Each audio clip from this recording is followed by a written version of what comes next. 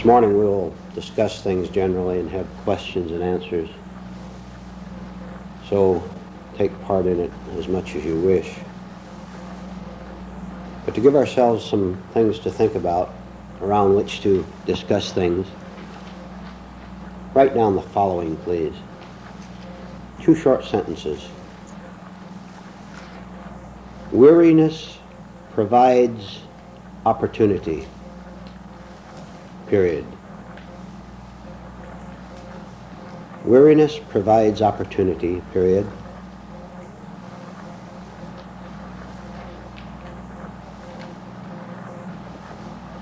Alertness seizes opportunity. Period. Alertness seizes opportunity.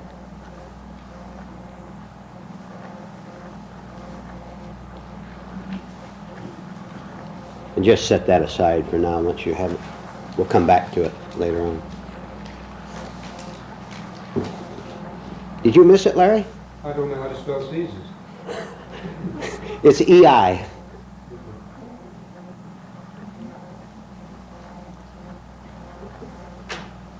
Okay. We'll come back to it in a little bit. Nothing is gained without astonishment. Astonishment being many things. Astonishment is the revelation, mainly, that we're far worse off than we thought we were. We're always so astonished to see how unkind we are, how quick to snap, how quick to explain something. We never see it. We never see it because we are it. We do it mechanically all day long, and we never see the way we are. And you can sit down to a person and talk to him for a week, a month, and tell him that he's a lot different inwardly than he thinks he is, and he won't hear, or she won't hear, because we've never looked until we come to the point of astonishment, of seeing the difference between what we imagine we are and the way we actually operate. And I'm going to give you an example of this. Now, turn inward on this yourself. You have to work. You can't just listen to words. I have to work. You have to work. Just take the last hour. Never mind the last 30, 40 years, 24 years, whatever they are. Try to see within the last hour how much you were simply muttering to yourself. When you were combing your hair this morning, you were pouring the milk for breakfast, but perhaps when you were more alone, walking from one house to another, you don't see it, do you? You don't see that you were talking to yourself all the time, that you were in a little mental drama. I want you to think. I'm going to give you time to think for a minute. See if you can catch one instant where you were in a mental movie an hour ago up till now. Talking to yourself. Just talking to yourself. See? See? Where were we? In the wrong place. All that wasted energy, all that misplaced attention, when you could have been saying, hey, I walk with a mechanical swing when I walk. Or the slightest sound can make me go like that instead of it's necessary. Turn and see what that sound was over there, because I'm under the control of mechanical fear. What's that that's threatening me?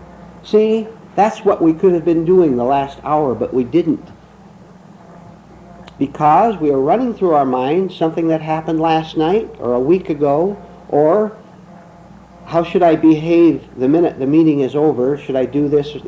Do I have to go into more detail on that? Have you ever known yourself to talk to yourself? It's terrible.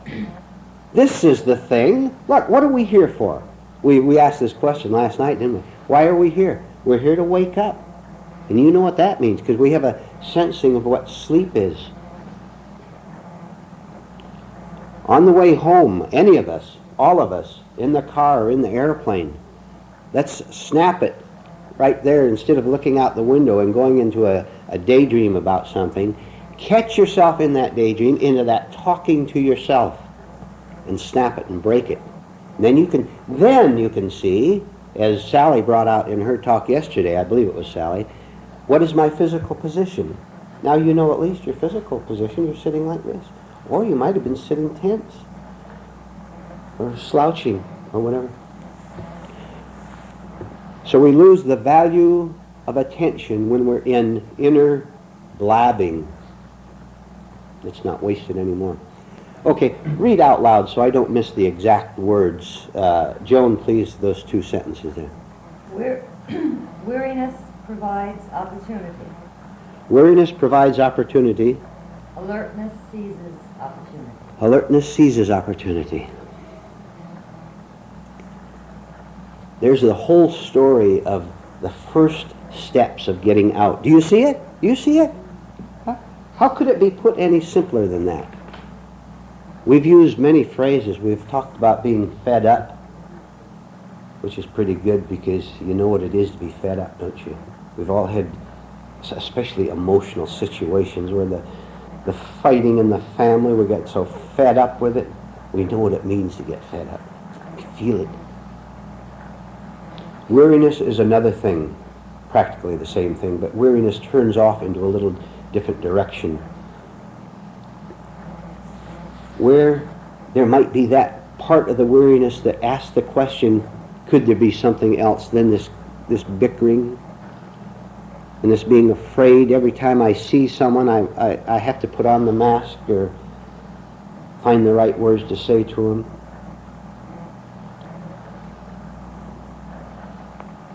Any person who ever comes to any of these meetings is a weary human being. No exception. How can it be otherwise? He's tired. Oh, he's tired. She's tired. So if by coming here, their very tiredness, their very weariness with the whole business is an opportunity. Then when they come here, their alertness to it will seize the opportunity, and they can change the whole course of their life. Change the course of your life. Don't you know there's no way to describe what we're aiming for? There's no way to say it, but we can sense, even when you read a good book, a right book, you can sense that there's something different from this everyday squabbling with ourselves maybe. And this is what we're after. But if the weariness is covered up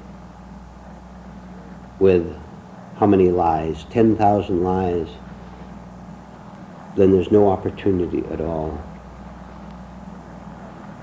So again, each one of us here is completely at ease with any new person who might come here in the future.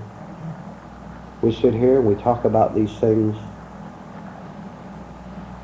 And we put fire into it, because there is fire in it. Then it's up to them.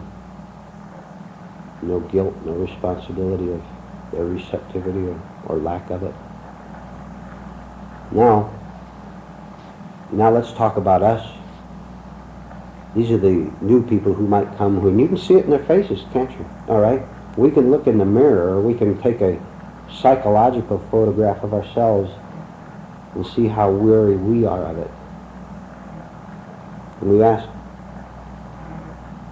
isn't there some way that I can talk with you and with the boss and be perfectly and completely at ease and natural and not be afraid? And there is.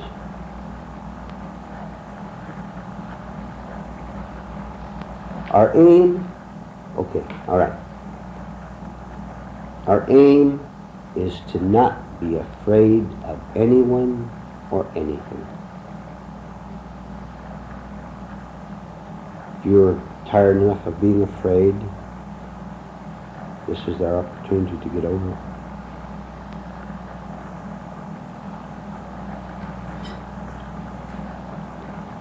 So it's the little opportunities of an hour ago that help us, the little the little embarrassment maybe. If we were alert to it, then it becomes our opportunity. Now I'll give you one opportunity, then we'll discuss things. You'll have to try to connect everything you know, because it's quite deep. And it may sound simple. I'm making it simple. But you see if you can do it, and that's another matter.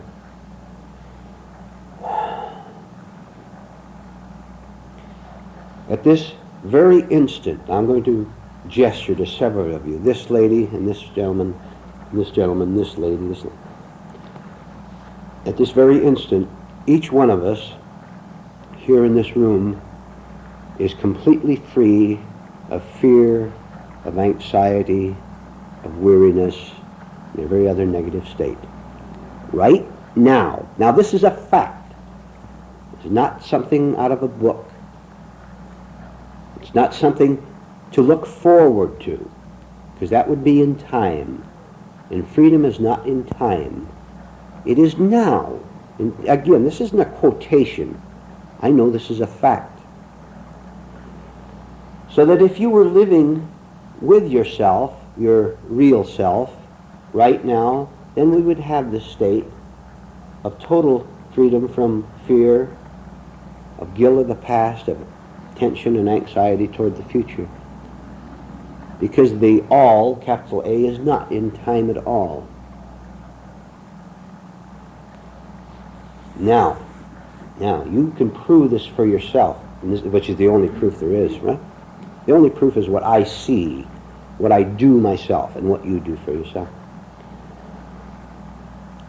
Any time from now on, take some little small incident, a little embarrassment. They're always good. Sally mentioned one yesterday, dropping a library book and then feeling embarrassed by it because you were clumsy or whatever.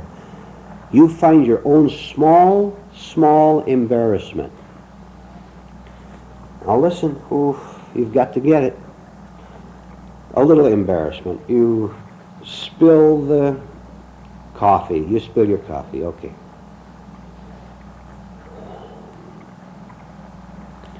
Don't continue in mechanicalness over it. You've heard this before, but do it. The minute you spill it, wake up, right now, wake up. And on the physical level, you take the coffee cup and you go like that, and you get the rag and you go like that, and that part is done. And probably after about 10 seconds, you're over it. But you have wasted 10 seconds. You have gone into mechanicalness, into the flow of how stupid I am, or did she see me, and it's her tablecloth, and it has all that Belgian lace on it, and I saw her expression when I spilled the coffee, and I'm embarrassed. You stop it right now. You wake up right now. When you drop a load of bricks off your back, for heaven's sake, drop it and get rid of it. Don't take one brick at a time and toss it off your shoulder. Get rid of it right now. Instant recovery of a little thing, or of a big thing if you can do it, but start with a little thing. We can't do big things yet. We can only do little things. Instant recovery smashes time, smashes mechanicalness, smashes shame, embarrassment, feelings of stupidity. It smashes I, right? Huh? It breaks thought. It has to smash I. And when there's no I, you're free. Then on that level, you do what is necessary. Just like you have to cut your lawn every day, you do that part, but you are free. And you no longer continue yourself in that state where the next day you'll do the same thing again. You all know people, including ourselves, who live in the same mechanical, dreadful pattern of repetition, don't we? We can see it in ourselves, how we make the same blunders over and over, because we didn't seize the opportunity to break it now. Oh, this is tremendous. You do this, and you watch how fast you change, how you become a new kind of a person. because you understand all these things together, the idea of time, for example, then you will not live in clock time at all. The physical body will, but your other nature will not. Okay. The key word, the key phrase, you might even write this down. In fact, please do. Just 2 words. Write down instant recovery. Instant recovery.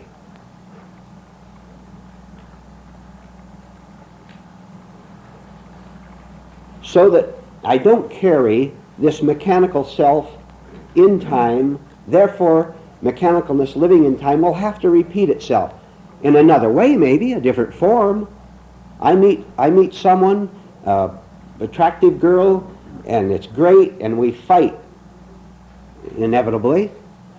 And then we part, and a month later I meet another one, and we, great, for 2 days, huh? Then we fight, same mechanical pattern. You know what I'm talking about. We've all done it in one way or another. We're going to break this entirely. To not be a slave, incidentally, of that attractive thing out there, whatever it might be, whether it's a person or a possession of some kind. So that if I make a mistake, if I make it, I'm through with it right now. I can sit back in this chair and know that it no longer has a hold on me. If I begin thinking about it, it has a hold on me. The thought is the chain, isn't it? If I know what it means to drop thought, no chain. By dropping thought, I drop me. Same thing.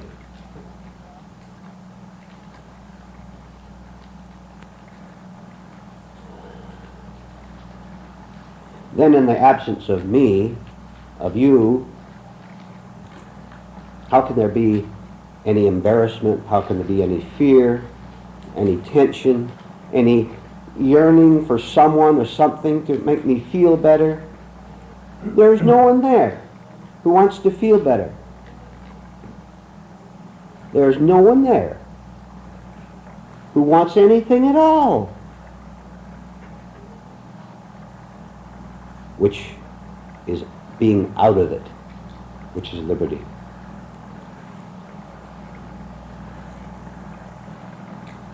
Which is dying to the old nature, which is being born again, which is hard work. But we're doing it, and we're doing it with a good deal of cheer, aren't we? How can you be anything but cheerful and glad about this?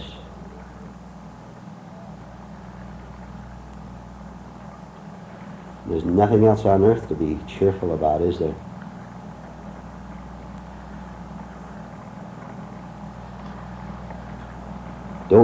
Whatever you do, don't miss this secret of instant recovery, because it is a practical experiment in getting rid of everything that's been bothering us and everything that's been bothering Juan and Sally and Joan and Kathy and me has been me, the I.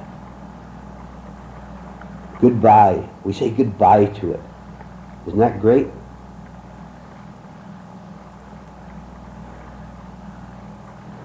I want to work every second on this. I don't want to miss a minute.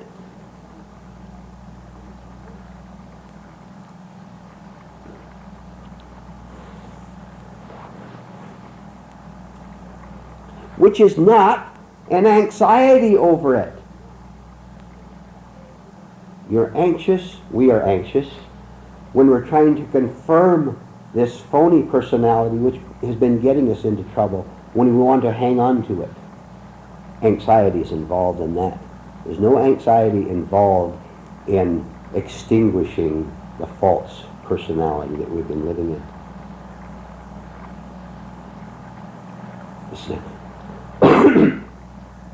This is a new kind of excitement, and I know that some of you have felt this. Read the points again, please. Weariness provides opportunity. Alertness seizes opportunity. All right, let's discuss it. What would you like to say? You can read out to yourself if you want, to the group. What would you like to say? What would you like to ask? Yes. The reverse of what you said a moment ago, I asked myself the question, have I ever known myself not to talk to myself? This isn't in direct relation to the two. Have I ever known myself not to talk to myself? Once in a great number of millions of seconds I've lived. That's all. If you thought of it of nothing more than a complete waste of your time and energy, that would be enough to give us the urge to end it, so that we can put our attention where it should be. We need all the energy we can get, don't we?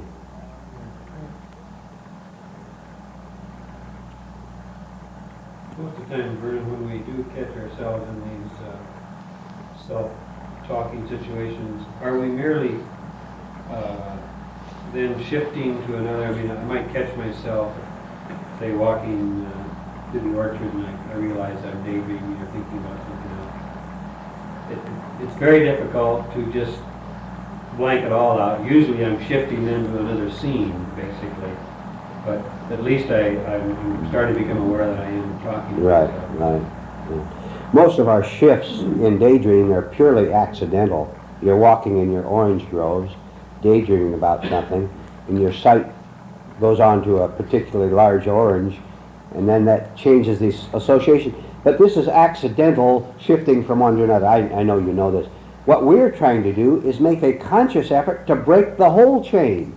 Not for long, because maybe 5 minutes, 2 minutes, 30 seconds later, you have to pay attention to that because that's on practical thought. You're working out in your orange trees there, and you want them to grow to be good oranges. That's practical thought.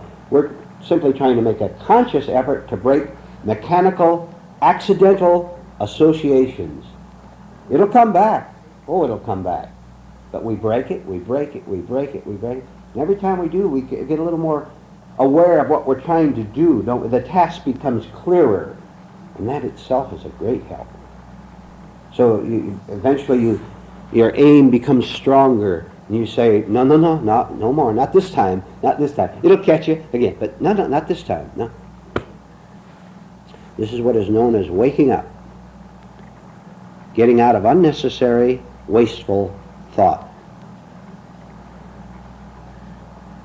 Well, all of you, when you do speak real loud and clear so one can catch it on the tape, please.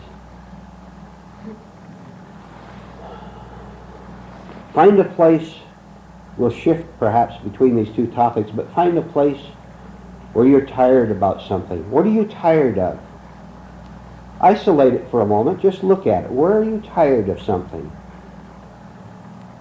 We can generalize and say we're tired of being ourselves. That's good, isn't it? We're tired of being ourselves, but break it down. It's okay to get a specific one. Yes? You said we talk to ourselves and that we should be working. The last hour is important. And you're right. During the last hour, I caught something. I was at the table in the dining room and laughter was coming from the other dining area, and I caught myself wishing I was where the laughter was. And I talked to myself and said, that's an old association thinking that you should be other than where you are. There's more fun in the other room. Exactly. And it was just a little talk to myself that you're here, and well, we weren't boring company, were we? No, I didn't mean that. See, I was worried. No, but laughter doesn't necessarily mean happiness. Right, and right. Don't give other people this opportunity of taking you away from where you are right now. That is very good. This was an old association with me. Laughter is happiness. It's not. Not that you can't laugh. I don't mean that. That was just something. There were many things this morning. Yes. Nice and loud, please. The interesting thing is that the same thing was happening in the other room. But even worse, I caught myself practically getting on the plane already. And I had to bring myself back to the room. I was already anticipating the rush to the plane, what was going to happen when I got home, Yes, and I had to stop that. right. She could have thought about the plane, couldn't she? As long as it was on a practical level. I have to be there at a certain time. But where the emotion comes in, that's the part of it that was wrong, right? Yes. An oddity yesterday, both Connie and myself, when the meeting broke up, both of us had the, I guess, mechanical or subconscious thought that that was the last meeting of the weekend. Neither one of us seemed to have caught it till after we were out and gone. I started to look for the group to say, I'll see you in Boulder City next weekend. It came on mechanically. And then it wasn't until I was saying goodbye to Sal and to people, and it wasn't until later that it dawned on me I, some way, was in Sunday instead of Saturday. It was odd.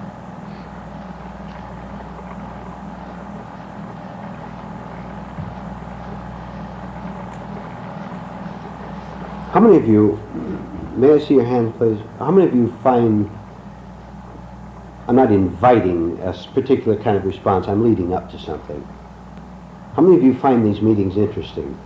Just interesting, I mean the general term. Or do any of you feel loss, or, it's hard to find the right word, loss or a bit sad that they're over? Maybe you're glad they're over, I don't know. Do any of you find any bit of emptiness when they're over, when you go off? No? Yes. No? Both ways, yes and no. Yeah, uh-huh. What I'm getting at is something that, we have to track it down because it's so elusive. Which is the thought of something pleasurable, secure, comfortable, happy, coming to an end. We're fine now. See, everything is great now. Here we are, friends, talking over the great secrets of the ages, which we are doing, helping each other, earnest effort. How are you going to feel on the way to the airport? What kind of a person are you going to be then? Or maybe tonight when you're all alone? Or maybe just with one other person who doesn't seem to grasp these things so much, you think, either rightly or wrongly.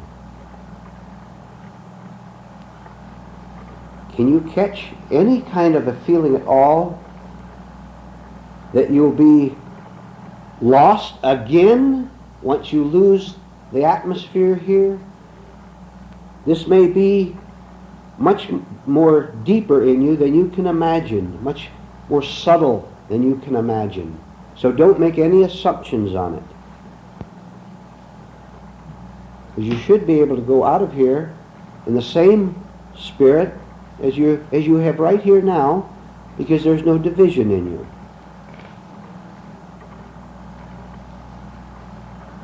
Perhaps you go out with new aims, stronger aims to get out, and that is fine. We fear the coming to the end of something.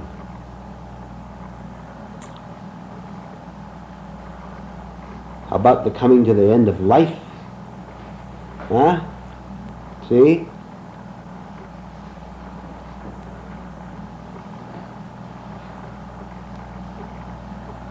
That has to go. That can go.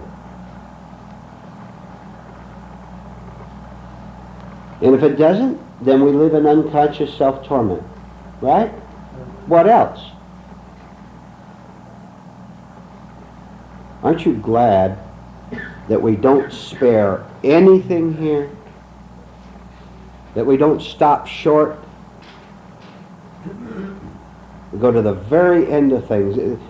Look, believe me, it is all the way or not at all. I mean, that should be your aim. We certainly don't get it overnight. We have no, we don't say, here's the beginning of the road, and I'm going to travel to the end of it. There's no end. Never set an end to the road, or we'll deceive ourselves, won't we?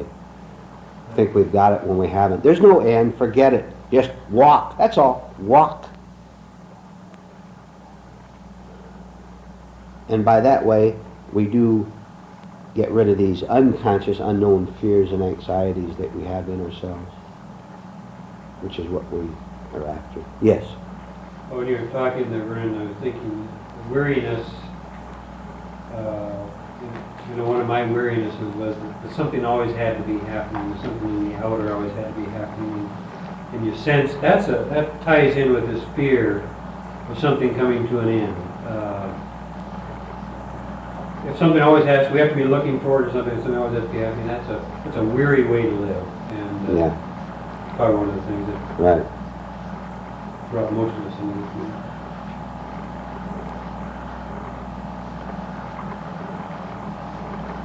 Let's all make up our minds as a group, together as a group. Let's get the one good part in him, and one in me, and one in her, and one in him.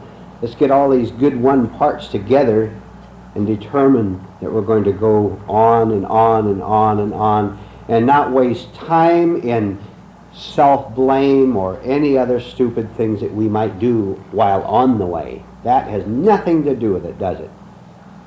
As if stupidity is a new thing to us. We've known it all our lives. So if we make dumb moves or say dumb things, what's that got to do with it? Forget it and let's go. Do that privately and personally as well as in this group. So I said something dumb, all right? Instant recovery so that you snap mechanical cause and effect that caused it.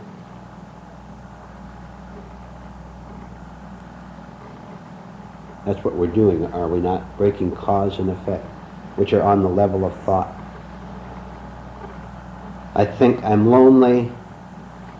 That is a cause of me doing some dumb thing, getting associated with the wrong person, or going someplace which is a madhouse of one kind or another, a meeting, a bar, or whatever. And then I get into some kind of trouble there because the whole mechanical, stupid process is going on, and I'm sound asleep, calling it excitement. That's what I call it, isn't it? I call it excitement when I meet that nice person. Whew. If we only knew human nature better, that would keep us out of half our stupid involvements, whether the opposite sex or planning to go into business with someone. We would stay clear, not out of defensiveness, but because we can no longer waste our lives in stupid activities.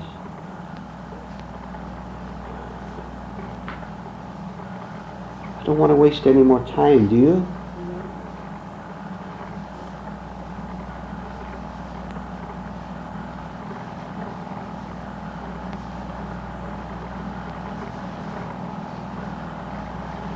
When you say weariness provides opportunity, I reflect and thought, weariness to me means tiredness or a draining of mental energy or physical energy. And I think of a situation just very recently where an occasion arose and I saw the instance that I did it, a foolish thing that I had said. I saw it and I saw the reaction to it. And in that one split second I felt within just oh you dumb fool, you did it again, and the way I'm exaggerating now of just sinking or lack of a strength draining away, some strength draining away. And then the instance I saw it, I thought, there is where you're foolish, just see it. And as an outgrowth of that just seeing it, the feeling of weakness or weariness passed away. It just tough somehow. Okay. Let's review a point which will include all of us, I'm sure. Suppose a person says, okay, I'm weary, I'm tired, admittedly, but I don't know what to do. Tell me what to do. You said I'm tired. I agree. I'm fed up with the mess. But now, all right, now tell me what to do. Do you see the mistake? What's the mistake? The question itself is a mistake, isn't it? Where is the mistake? Mistake is thinking that you are the thought. What am I going to do? And that there is someone there who can do something. That's just a thought. If you drop the thought, what am I going to do? You would know what to do, which is to do nothing, because there's nothing to do. But to drop the thought, what am I to do? Huh? What could be simpler? But boy, is your head reeling a little? Look how long and hard we have to work to see this. Which means we have to let go of the thought that I am here and that I am a thinker who can operate on myself. I can't do that, but I can understand my mistake. Remember we said when you find yourself, there's no question to be answered. There's no questions at all. See? Truth with a capital T never asks, what should I do? Isn't that ridiculous?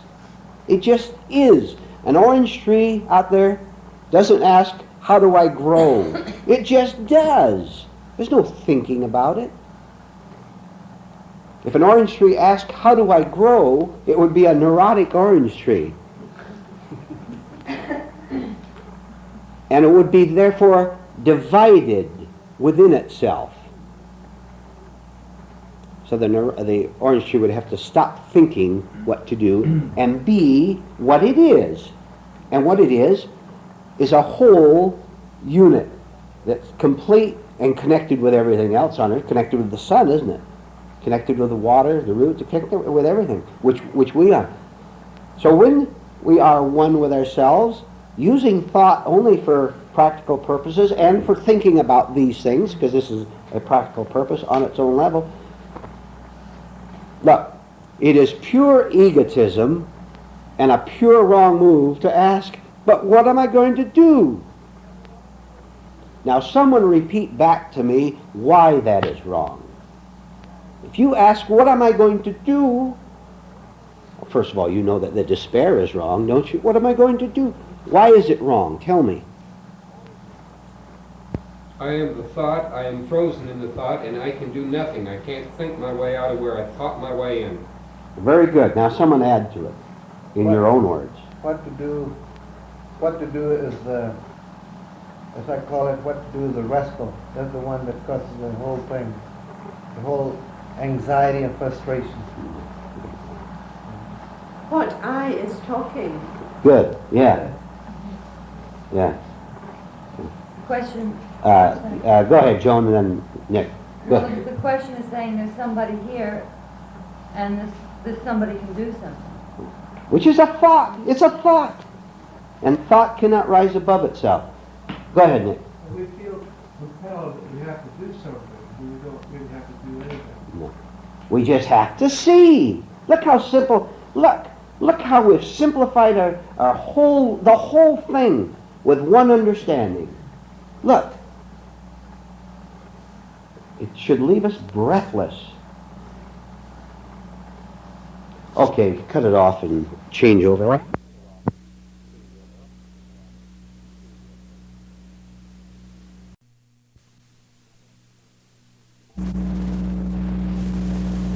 Matter of action. So let's go into it just a little bit, and I will go into it from a different viewpoint. The matter of action. We can eliminate immediately any attention to physical action. We know what that is. We walk and we gesture, and we work. Let's find out a little bit about conscious action and practical action. Very simple. It's not complicated.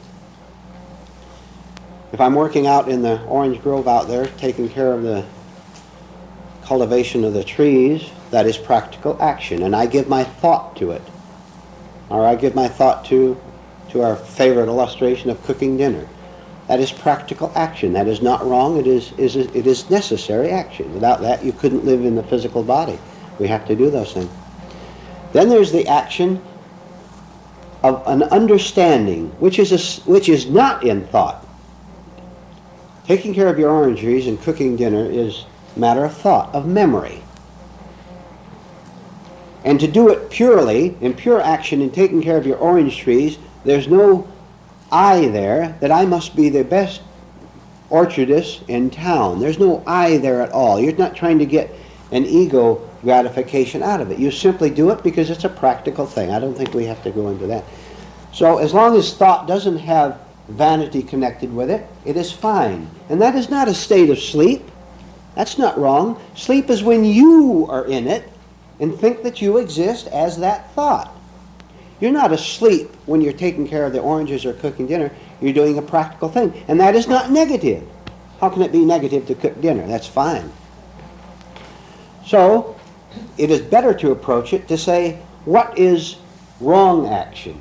Again, wrong action is any action that is done apart from practical thinking or in a state of simple understanding. We're sitting here and all of a sudden an understanding of something strikes us. Has that happened to you? Has it happened? You simply see something. Now there's no thought there. No thought at all, because it was a thinking about it, there would be an opposite to it, which is not understanding. So can we detect, and I'll summarize with this, can we detect what is unnatural action? We've been talking about it all morning long. It's unnatural action when someone gets up out of here and walks out of the room in a daydream, in a mental movie, and running useless, stupid thoughts, mechanical thoughts through their mind, probably with emotion connected with it, or perhaps emotion connected with it. So our aim is to be in various forms, you could say that if you want, various forms of authentic action. It is practical thought. We're in practical thought here right now, putting 2 or 3, 5 or 10 ideas together and getting an understanding out of putting all these thoughts together. Let's just go after false action and cut it out. Then when that's gone, we'll know what natural action is because we're living in it. An instant recovery would be a proper action because it's based on knowledge of what is wrongly happening inside of us. And we're putting a stop to it. Okay, what else would you like to talk about?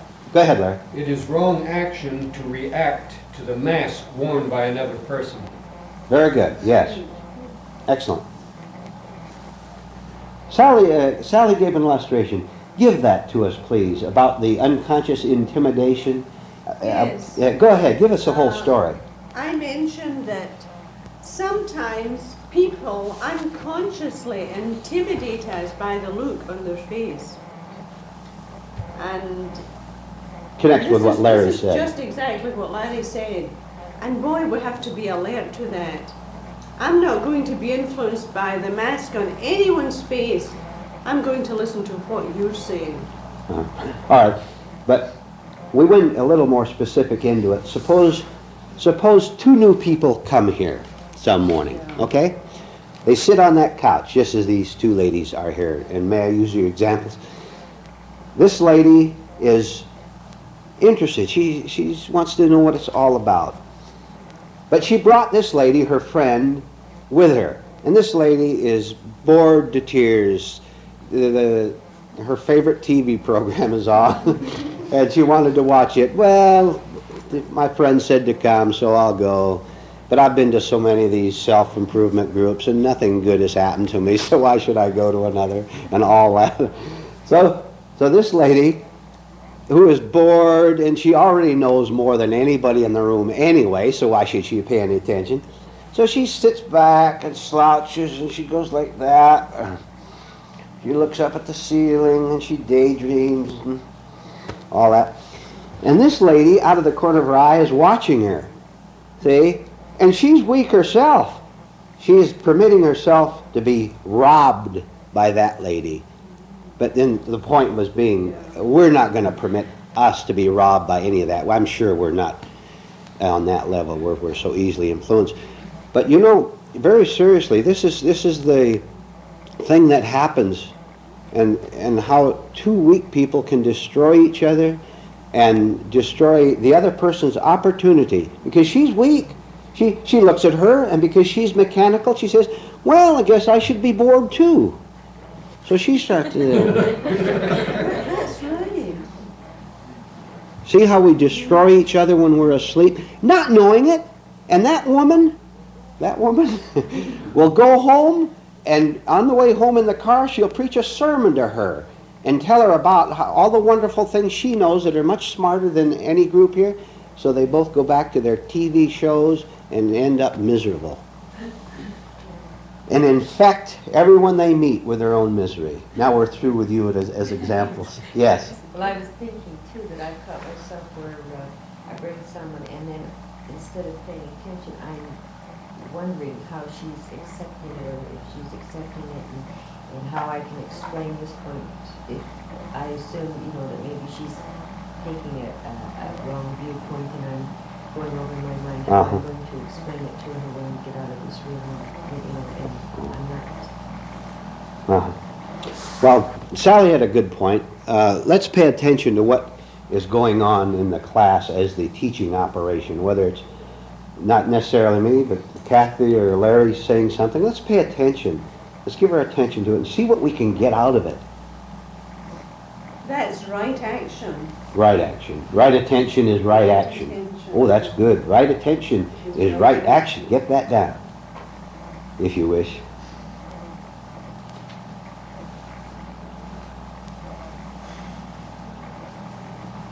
Contrary, which happens much less often, if there was a person sitting over, two people sitting over there, and one of them had been working long and hard on themselves, their very attitude could be a suggestion to this other person's one small bit of rightness, confirm it that this is right, see? So the strong help everybody, and the weak ruin everybody.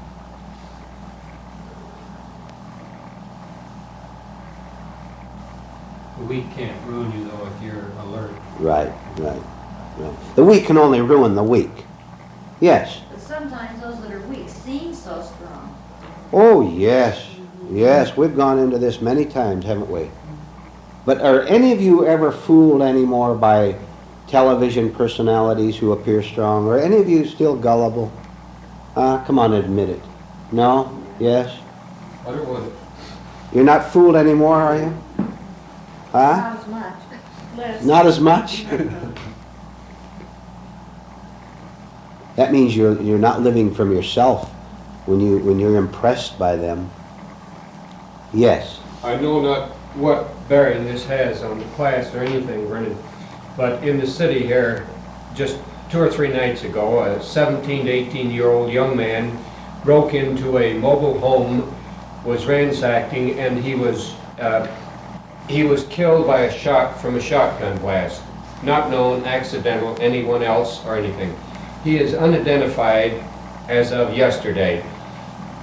That I have little knowledge. It is an outgrowth of a supposedly spiritual person that was going to save all the young children in town. That person is involved. I don't say they directly I understand. caused the death. Yeah. But some way I can feel or see that indirectly by that person and one other with whom that person was involved caused this child to lead into an anxiety. I don't say it was an accident. I understand. We understand. You're talking of a level. It was an asleep action that caused the death of a young person. I understand. Yes, we get it. It's a level, that level of humanity, which invites violence, which breeds it unconsciously while talking about nonviolence. When it was spoken a moment ago, Ken, something about the quiet person. The one person involved in this is the very quiet, loving, let me take you to the green door to church type and take you and be baptized. But I can see violence in that. Sure, of course. Nick, you had something. I just wanted to say that with these TV personalities, you try to see where they're coming from, what they're driving for, striving for, where they're coming from. Yeah. And if you did nothing more than to see how it is simply a stage performance, look at the props. No different than a movie play or a movie with all the props, the organ music, the uniforms, the standing up straight. In the one thing that always gets me, which I call the victorious Christian smile of triumph. Usually a gospel singer, you know, and he reaches he looks up and he smiles at God. A stage performance. Now, let me ask you a question. What is necessary for a person to qualify for this class? Psychological qualification. The question is clear, isn't it? Be sick. Well, that's very good, yes. Be sick, he said, for those who didn't hear it on the Sick tape. and tired. Sick and tired, yes. Who? Larry? Has worked on himself before. Pardon? Has worked on himself before. Yes, and maybe without knowing that he has. Don't you know that many of us have been working long before we ever heard of a group or a book or a teacher? We've been working on this awful pain, haven't we? And the work consisted of seeing that there's no way out the way we were going. Every book, every church, every teacher, we went home just as miserable as we were before. And thank heaven that we went home miserable instead of being conned by that group and saying, "This is it," which wasn't at all. Now you've got to pay your $3,000 a year, and you've got to follow the rules.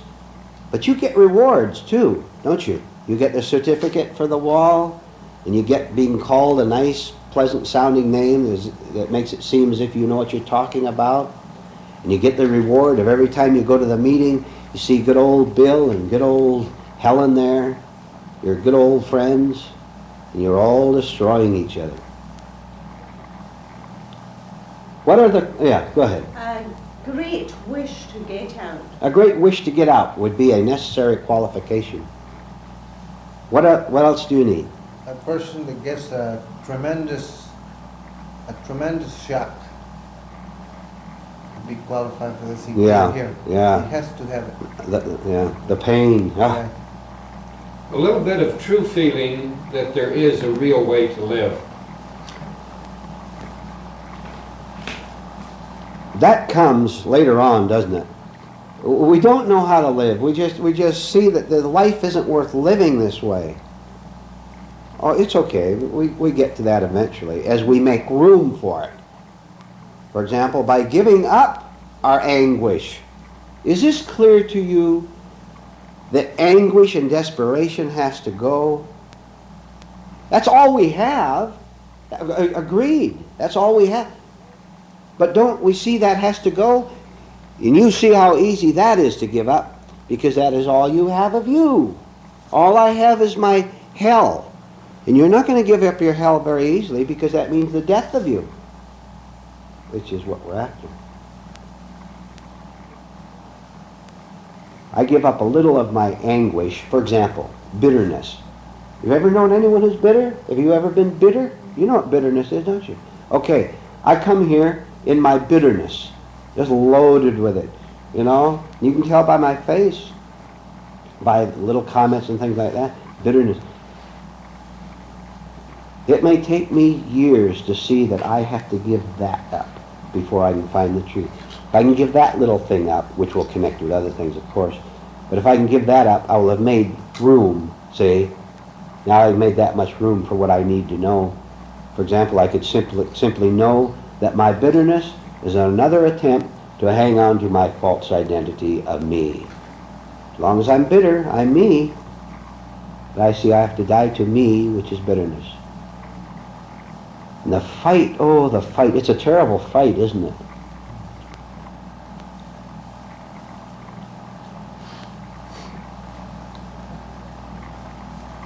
The devil can't win.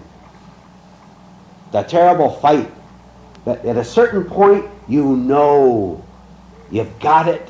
A lot of work, ooh, but you've got it.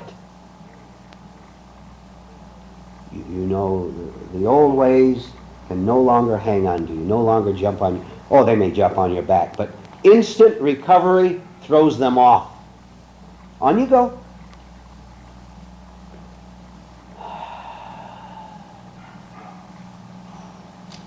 Yes. This may sound real foolish, but I feel it when you say a qualification to come to the class. The foolish thought, the knowledge that I didn't find contentment where I was in all the search. And the foolish thought that with the garbage I had acquired, I was going to come here and help some fellow soul, some fellow man. Uh-huh. Right. That had to go, didn't it, Larry? Yes, sir. Right. We all bring our own particular trash which we have to throw out, which makes room.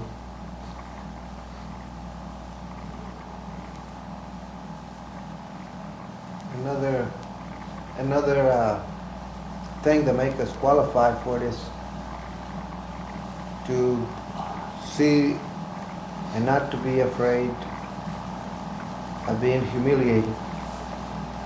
Okay, sure. Humiliation is caused by seeing that I am this phony person instead of this nice person. Right? I see it, I'm humiliated. But I bear it and die to it.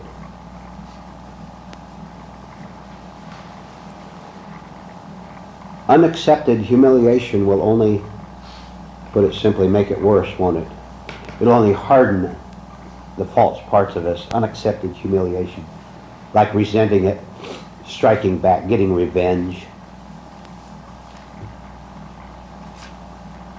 Another requirement is giving up our fixed ideas, thereby being able to listen. It's good. I like that last part especially, being able to listen. Only, look at it this way, only truth can listen to truth, right? Does untruth want truth? Does darkness want light? Hardly. So we look. Here's how it is. Here's truth represented by 3 feet here, if I can hold it. 3 feet coming into the room, so to speak. And here's 1/2 inch of each one of us taking it. So we're going to increase this more and more and more and more and more and more. And pretty soon it blends so that there's just one thing, because I disappear, don't I? You disappear. Then there's one thing. But it starts that way. So see what an opportunity we have? All this ocean pouring into the little inlet there. We widen the bay, so to speak, more and more.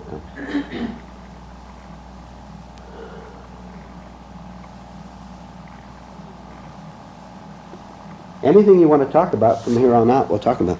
Or you might make a comment. Mr. Harlan, you, in your books, you stated many times, and here too, that the pain comes in when reality clashes with illusion. And that if we set up an absolutist demand of something and we don't get it, whether it's a person or a job or a sunset, then we feel put down and we feel the pain. Is it legitimate to make a distinction between a demand and a reasonable preference or desire? What level are you talking about? Do you understand? I'll use an example. I'd like to have that job, or I'd like to have that girl, or I'd like to experience that sunset again, but if I don't get it, it's not the end of the world. Now you have to go farther back than that. Why do you want that girl and that sunset and that new car? Why do you want them? See? Go farther back and destroy it farther back so that it doesn't come up in the first place. You still want the excitement of her, the car? Go farther back. Then what you just said will vanish. Yeah, I see. Yeah. It may not be a qualification for coming to the class, but just an everyday accident, I feel, can bring a person to the class. accident on the part of the person coming. That they just come accidentally. Maybe that does not make sense. I'll go back. Before I came to the first, a year ago here, I was casually overheard the real estate broker speaking of the intelligent people up here on this hill. In a sense, it was sort of an accident that I came up to meet the super intelligent people.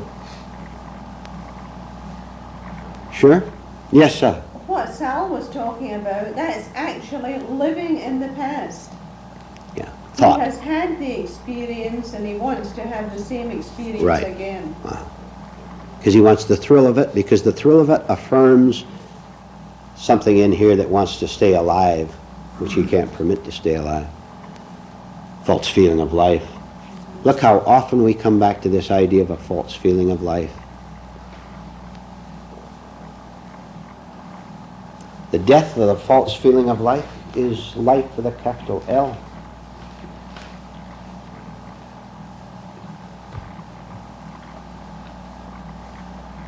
I guess this is a general question, but how do we escape the madness of the world? Okay, why don't we just start at the very beginning for once? How do we escape the madness of the world? Read the first, go ahead. Well, I would say, first of all, we have to become aware that the world is mad. That'd be step one. Somebody give me step two. That'd be step one. That I'm sick of going along with it and making up my mind that I want out. Badly want enough out. to do something Right. about it. Right. Did I see Nick's hand or not? Well, I was, you might not identify with it, but those do not identify with it. Yeah, right. Not take it as your world. It isn't. Well, it was. We were it, were we not? Who did Real it? close to what Nick said, or you just said, see that I can't do anything about it. Let me add one at this point, then we'll go on to point 7 or whatever it is. Now I want to ask afterward whether you understand this. This connects, Rudy. Give up the love of the madness of this world. Give up the love, the fondness for the madness of this world. Do you understand this? Huh? Give up the love for it. And we loved it for a long, long time. And maybe there are many parts of us that still yearn for the, where's the illustration? Yearn for the pigsties where the prodigal son used to live.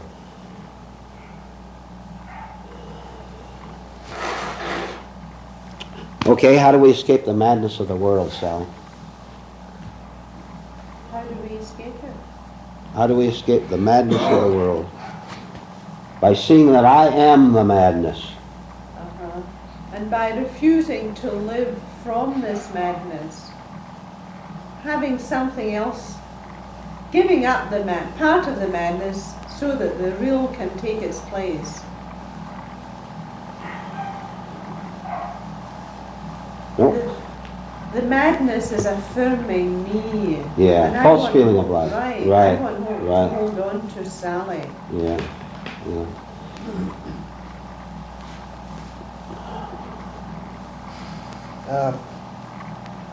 You said first to see that, not go along with the madness. So we have a lot of, but if I think that pleasure and thrill out there is not madness, I will not see it at all. I don't want to give it up. You mean if you call it something else Yeah, than something madness? else, right. Excitement, Excitement. right. pleasure, conquest? How about conquest?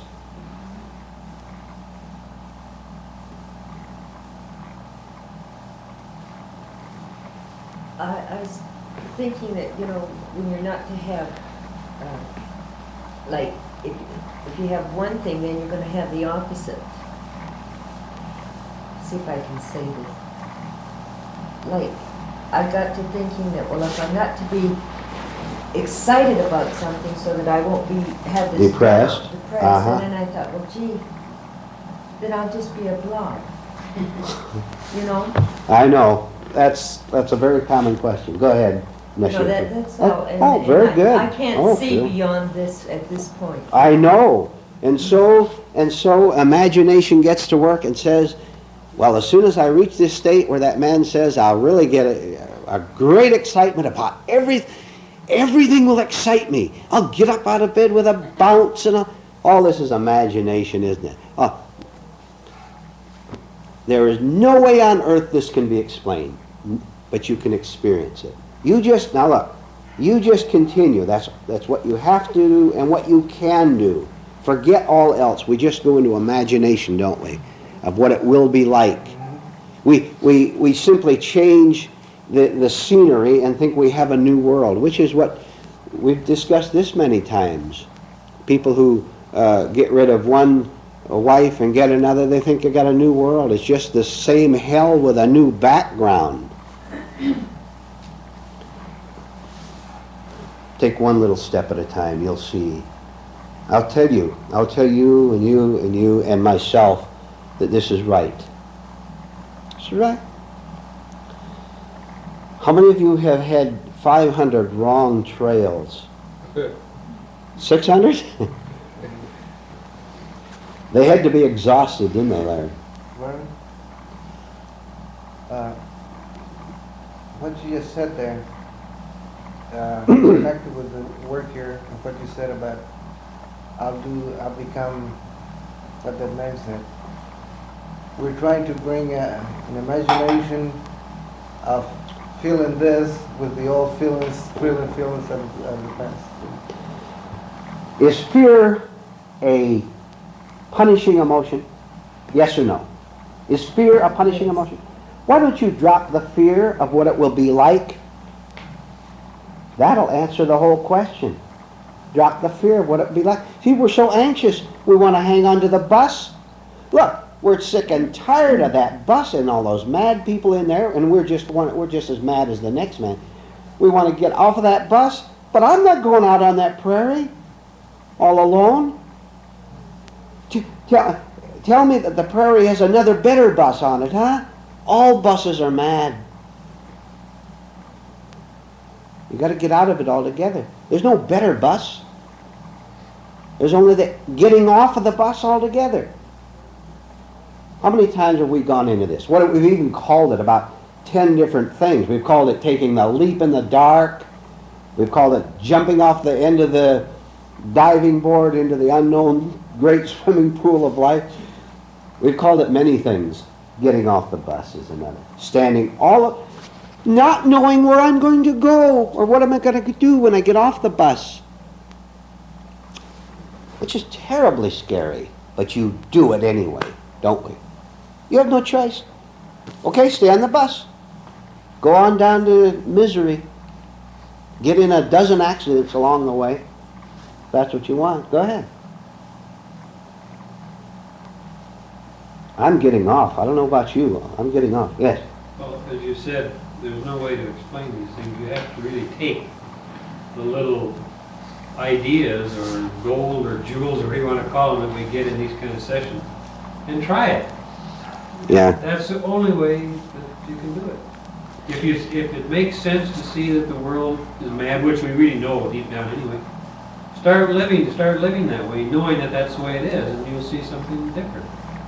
Yeah. Comparisons are quite legitimate at a certain level, not wrong comparison.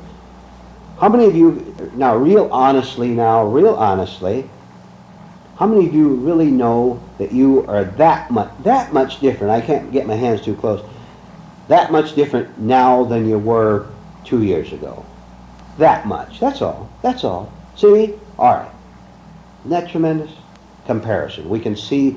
Remember how utterly stupid we were? Now we're just 90% stupid. Used to be 100%. Yes. The word bus, of course, puts a personal direction to me because as some might know, I have a bus, a small bus, okay? Every time he mentions bus, it hits. I can see my bus going up. Just yes.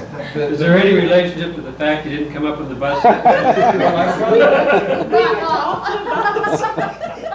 Oh, we really like your bus, Larry.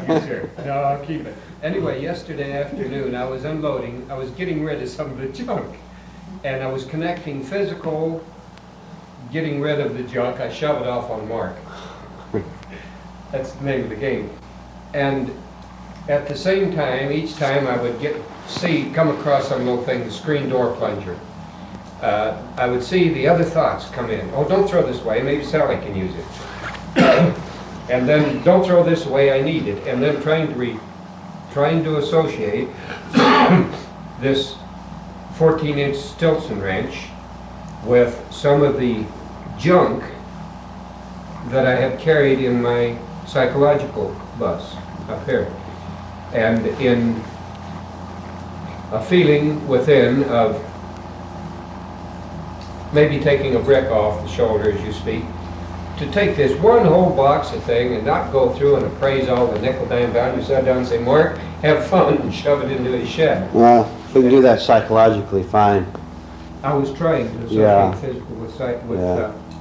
We can throw off the junk real fast, or we can throw it off real slow, depending on what? On our alertness, our wish to get rid of it. There are many factors involved. Let's get rid of it fast. Why carry those bricks around for 1 second longer? Did I see a hand? In answer to Zena, there cannot possibly be any guarantees about this, because we have lived by guarantees all our life. And it's the not getting guarantees, it's the shaking up that we get, not knowing, that is the revealing, right? It's the revelation. Yeah. We're always so afraid to step off. Now, I can tell you, and some of the rest of you here could tell you, that this is the right way to do it. You'll eventually come out on the other side, you'll understand. But that doesn't mean a thing to you. I know it doesn't. We go into imagination otherwise. But I'm telling you as a fact, as a truth, that your whole life will be unbelievably different. There's no drama in my words at all. Just a fact, as factual as the shoe there. So your part is to continue. What else can you say? One step at a time. Take 2 steps if you can someday. But don't quit. You quit, you'll never get anything. We're about through. Shut it up. No, you're going to comment. Well, I tell you one. After this, go like that for a question, and that for you're going to shut it up. That's very good. We go back to her again. And what you said. In my own experience, I can tell you what I have experienced in the last few years. And he has said it a little while ago. You have to drop thought and fear of the unknown. Fear of the unknown. This is a tremendous conditioning that was put in me from a little kid. Anything outside of the Catholic Church was darkness and evil. And little by little I dropped that thought, fear of the unknown. Which he still wants to hang. He wants to hang there.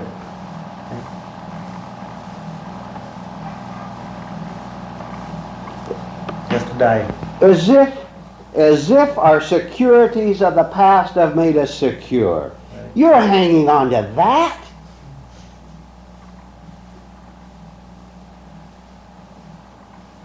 What is it like? Like wrestling with a tiger and then being afraid to stop wrestling with a tiger. Is anything more ridiculous? Let go of the tiger. Yeah. We got 1 minute. Shut it up.